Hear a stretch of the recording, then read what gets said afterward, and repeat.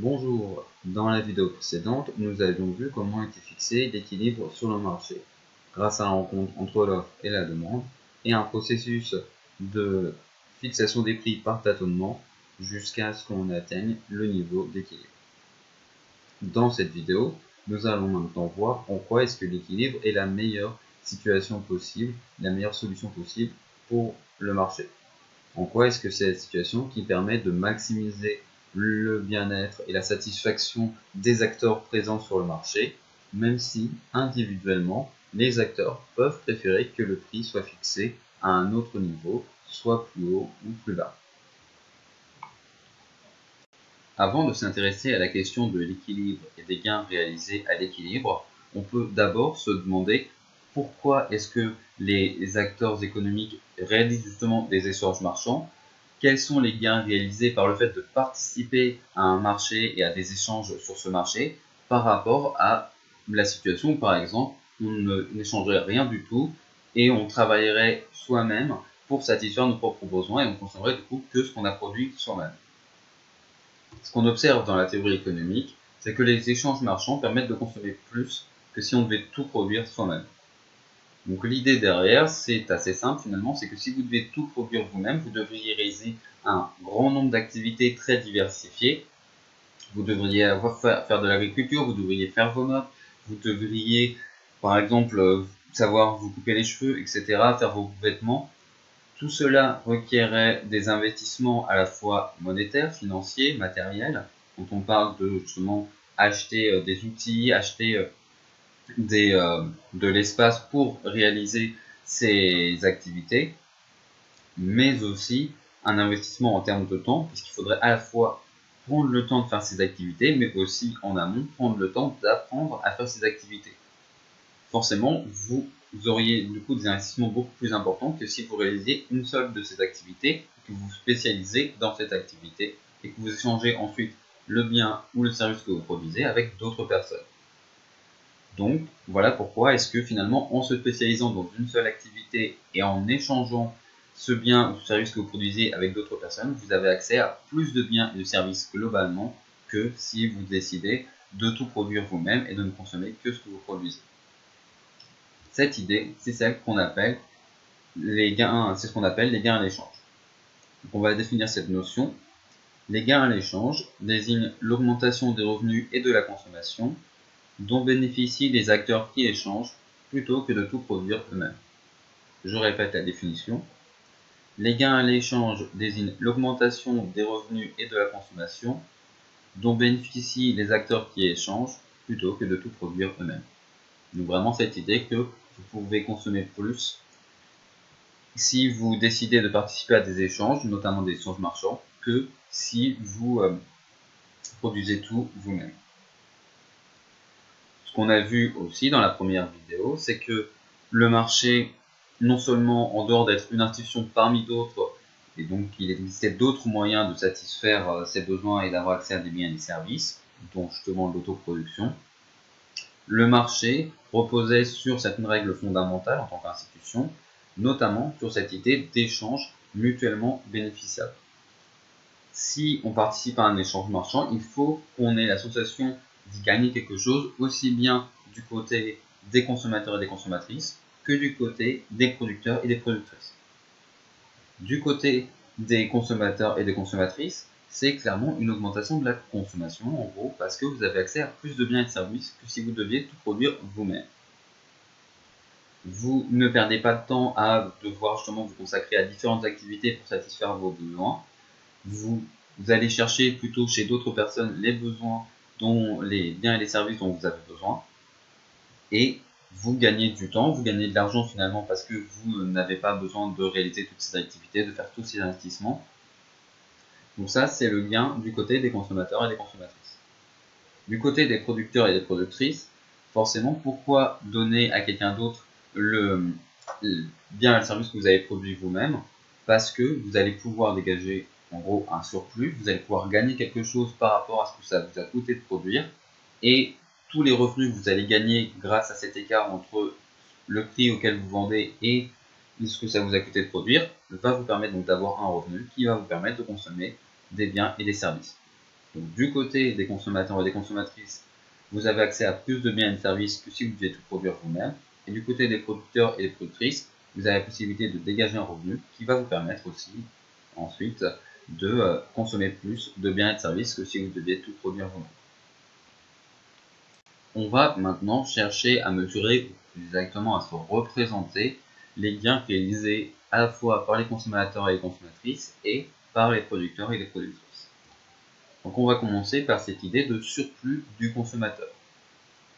Donc là, la courbe de demande, on l'a déjà plus ou moins dit, elle représente finalement le prix de réserve, le prix maximum que les consommateurs et les consommatrices seraient prêts à payer pour un produit donné. Donc, si on imagine par exemple quelqu'un dont le prix de réserve serait à 5 euros, que quelqu'un qui serait donc prêt à payer 5 euros pour un gobelet de vin chaud, que le gobelet de vin chaud est payé à 2,50 €, cette personne réalise, on comprend assez facilement, un gain de 2,50 €. Elle est prête à payer 5 euros, elle n'en paye que 2,50 €, donc elle économise 2,50 €. Si on additionne finalement tous ces écarts entre le prix de réserve et le prix de vente, donc là par exemple pour une personne dont le prix de réserve c'est à 5 euros, mais on pourrait aussi imaginer quelqu'un dont le prix de réserve c'est à 3 euros, etc. On obtient cette surface. Donc cette surface qui représente l'écart entre la courbe de demande et le prix de vente, ici, c'est ce qu'on appelle le surplus du consommateur. Notion qu'on va définir tout de suite. Le surplus du consommateur désigne les gains des consommateurs causés par l'écart entre le prix de vente et le prix maximum qu'ils seraient prêts à payer. Je répète, le surplus du consommateur désigne les gains des consommateurs causés par l'écart entre le prix de vente et le prix maximum qu'ils seraient prêts à payer. Et donc on comprend facilement que plus le prix est bas, plus le surplus des consommateurs est important, car justement il y a un écart plus grand entre le prix de réserve, le prix maximum que ces consommateurs seraient prêts à payer, et le prix de vente. On va maintenant s'intéresser au surplus du producteur. Donc, comme la courbe de demande représente le prix de réserve, le prix maximum que les consommateurs et consommatrices sont prêts à payer, la courbe d'offre représente, de façon approximative, les coûts de production, qui représentent en gros le prix minimum auquel les producteurs et les productrices sont prêts à vendre leurs produits. Car évidemment, en dessous de ce prix de production, les producteurs et les productrices ne font pas de gains et au contraire perdent de l'argent. Supposons quelqu'un à qui ça coûterait 50 centimes de produire un verre de vin chaud. Quand le verre de vin chaud est vendu à 2,50 €, on comprend facilement que cette personne réalise un gain de 2 €. Et donc comme pour la courbe de demande où on avait additionné, agrégé tous les écarts entre justement les prix de réserve et le prix de vente, là on va agréger tous les écarts entre le coût de production et le prix de vente et on obtient ce triangle. Et on comprend aussi que plus le prix est élevé, plus il va y avoir un écart important entre le coût de production et le prix de vente, et donc le surplus du producteur sera plus élevé. Donc on va quand même prendre le temps de définir cette notion de surplus du producteur, même si elle est très instinctive et qu'elle ne devrait pas poser de problème. Le surplus du producteur désigne les gains des producteurs causés par l'écart entre le prix de vente et les coûts de production. Je répète, le surplus du producteur désigne les gains des producteurs causés par l'écart entre le prix de vente et les coûts de production. Donc là, on a vu séparément le surplus du consommateur et le surplus du producteur. On va maintenant représenter les deux tels qu'ils sont réalisés à l'équilibre. Donc le prix d'équilibre, il est là. Donc le surplus du consommateur, c'est l'écart entre ce prix de vente, ce prix d'équilibre et le prix de réserve, représenté par la courbe de demande. Donc on a tout ce triangle vert. Et pour le surplus du producteur, c'est l'écart entre le prix de vente qui est le même et les coûts de production représentés par la courbe rouge, la courbe d'offre. Et donc on a ce triangle rouge qui représente le surplus du producteur. Donc là, et si on agrège les deux, on obtient ce triangle violet qui représente le surplus total réalisé à l'équilibre. Donc là, on vient juste de mesurer, de représenter le surplus du producteur et du consommateur tels qu'ils sont réalisés à l'équilibre. Encore maintenant, faut-il démontrer, faut-il voir en quoi est-ce que si on place le prix à un autre niveau que l'équilibre, si on le place plus haut ou plus bas, pourquoi est-ce qu'on ne peut pas avoir plus de surplus? Ce serait un raisonnement qu'on pourrait tenir parce que à l'équilibre, j'ai oublié de le dire dans la vidéo précédente, mais tous les acteurs ne sont pas satisfaits. Quand le prix est fixé à ce niveau-là, vous avez toute la courbe d'offre qui est après l'équilibre, qui est au-dessus, correspond à des producteurs et des productrices pour qui le prix n'est pas assez élevé, qui souhaiteraient que le prix soit plus élevé pour justement vendre leurs produits. Et pour ce niveau de prix-là, ces producteurs et ces productrices ne vont pas vendre leurs produits car ce n'est pas rentable pour eux. À l'inverse, vous avez des consommateurs et des consommatrices qui sont représentés par toute la partie de la courbe de demande qui est en bas et à droite de l'équilibre. Je répète, l'équilibre il est là. Donc, toute cette partie de la courbe de demande qui représente des consommateurs et des consommatrices qui souhaiteraient que le prix soit plus bas que le prix d'équilibre et pour qui, à ce niveau de prix là, ces personnes ne vont pas acheter le produit car c'est trop cher pour elles. Donc pourquoi ne peut-on pas imaginer d'augmenter ou de diminuer le prix pour augmenter les surplus réalisés par les producteurs ou les consommateurs? On va d'abord s'intéresser à la situation où le prix est fixé à un niveau inférieur à l'équilibre. Donc tout d'abord, il faut se rappeler que quand le prix est fixé à un autre niveau que l'équilibre, la quantité échangée, ça ne correspond pas à l'intersection entre la courbe d'offre et la courbe de demande, mais ça correspond à l'intersection entre le prix de vente et la première courbe que l'on croise. Dans ce cas-là, c'est la courbe d'offre, et donc la quantité échangée est celle-là. Donc on voit bien que vous avez moins de produits échangés à ce niveau de prix que vous avez seulement donc 2 produits échangés, que à l'équilibre vous en aviez 4. Pour mesurer le surplus du producteur, c'est assez simple, on regarde, comme on l'a fait jusque-là, l'écart entre le prix de vente et les coûts de production représentés par la courbe d'offre. Et donc on obtient ce triangle rouge qui représente donc le surplus du producteur et qui, on le voit, est bien plus faible qu'à l'équilibre. Ça se comprend, le prix est fixé à un niveau plus faible qu'à l'équilibre. Donc vous avez non seulement une partie des producteurs et des productrices qui vont se retirer du marché car ce n'est plus rentable pour eux d'échanger à ce niveau de prix, ce qui explique aussi le fait que du coup il y a moins de quantité échangée sur le marché, et les producteurs qui restent présents pour qui c'est encore rentable vont quand même réaliser des gains plus faibles que quand le prix est fixé à un niveau supérieur.